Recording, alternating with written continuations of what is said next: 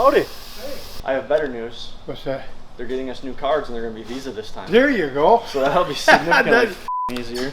Yeah, it will be a lot easier for us, yeah. I love it when people put these great big lift kits on it and they do nothing here. Just get like the stock wheels. Yeah, and it's like, you realize you haven't gained anything, right? Like when I was growing up, everybody would put these Holly 850s on a car with single exhaust. And yeah. Oh, yeah. So you see raw gas coming out the back. You know? Yeah, but I got a Holly 850 on it. Good job. Yeah. Congratulations, you're actually making less power. Yeah, right, yeah.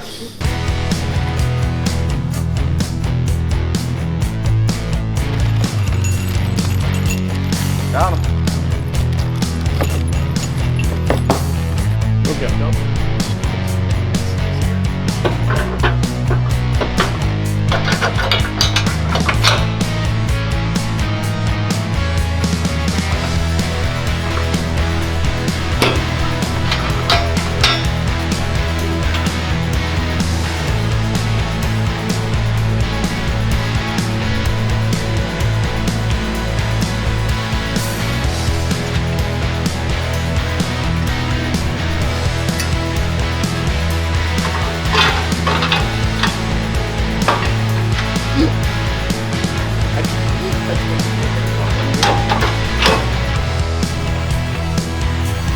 Why does the bracket need to hold the fucking sway bar and the control arm? Like, this doesn't need to happen. It doesn't need to happen at all.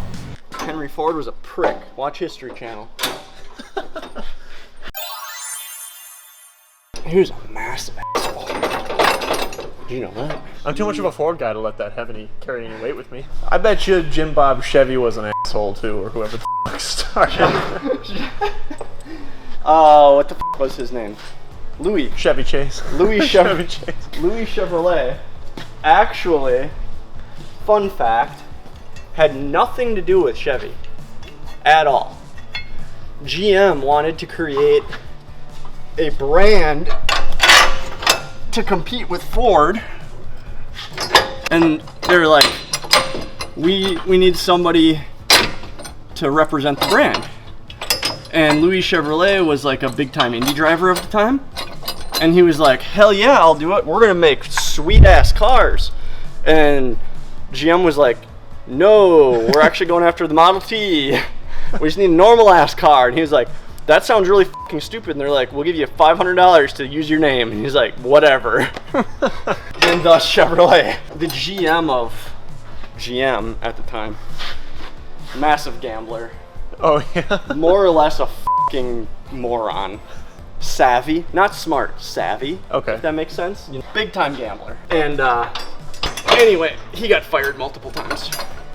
So he actually got fired by the board of directors. Went out, created, what company did he created another company. I don't remember what it was. Played the stock market, created a bunch of wealth, and bought all the stocks to GM to where he was the majority stockholder. So he was back in charge. And f***ed them over all over again because he's an idiot gambler. You're beautiful. Hi, Igor. Hi, John. Oh, this always happens. The holes are cut kind of close to what the size they need. That's as far as it'll slide on. Because the bolt's not exactly true. And when it gets to the shoulder, it's a little bit bigger. And then this gets built up with powder coat. And it's just stamped out of a f***ing mold. See how some are a little bit bigger, some are a little bit smaller. We get to do cool things like this. And do this.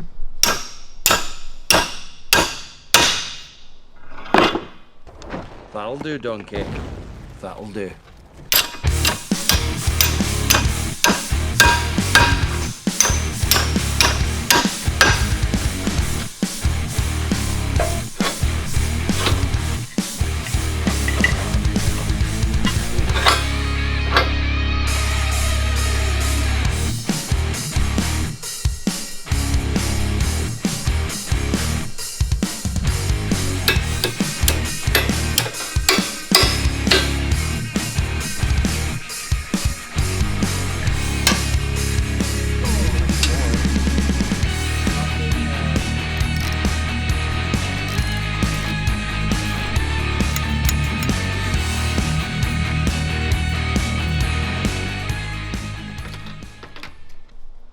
here's my burning question.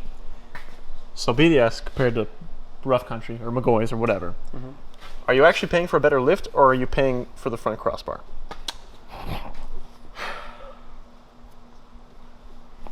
Yes. It's all of the above. You know. Yeah, so McGoy's McGoy's, you're more of yeah. the style, Yeah, right? Okay. BDS is more of the meatiness. So cross members will be thicker than Rough Country. You're gonna have full welds. If you look at a Rough Country one, they're just kind of like two stamp pieces that lock together, and it's like tack, tack, tack, tack. Gotcha. These are fully welded. You're gonna have a little bit. They call it their high clearance. So like instead of this cross member coming straight across, it's got a little bit more clearance. Rough Country usually does the same thing. There's like steps in a little bit differently.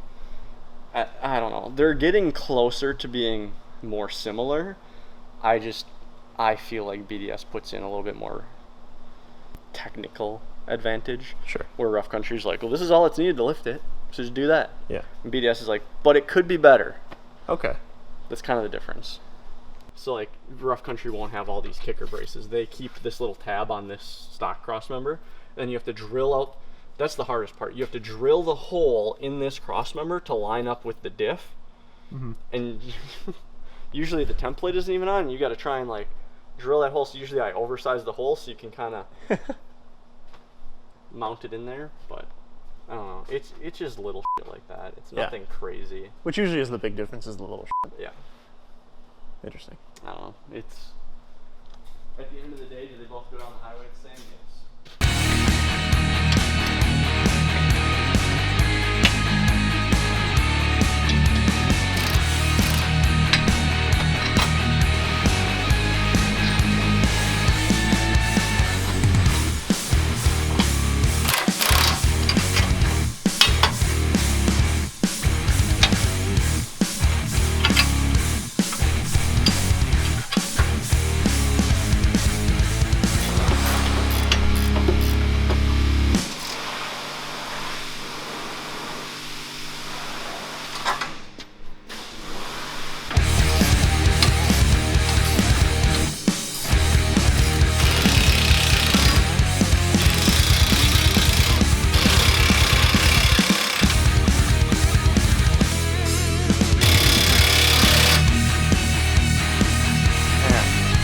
A little powder coat built up in the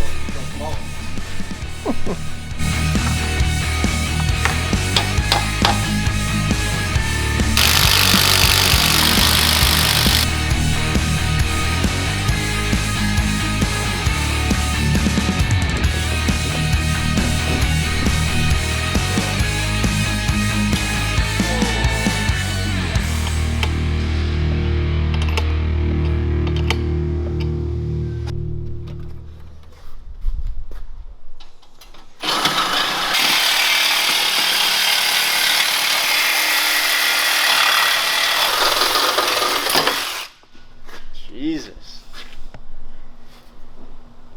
Some hard steel right there. Oh, I got a fucking cramp. Oh. She's about had it. Well, the teeth are still sharp, that's what I don't get. Hello? Hi, I'm Paul. Let's put some fucking tube steel inside the fender well, so if you want to put bigger tires on, you gotta cut it out.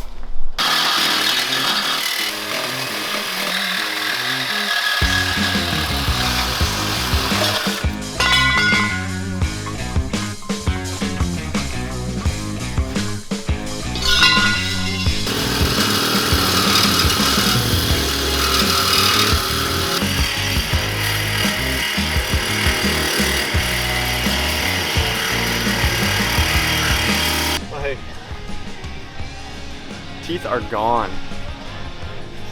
Completely gone.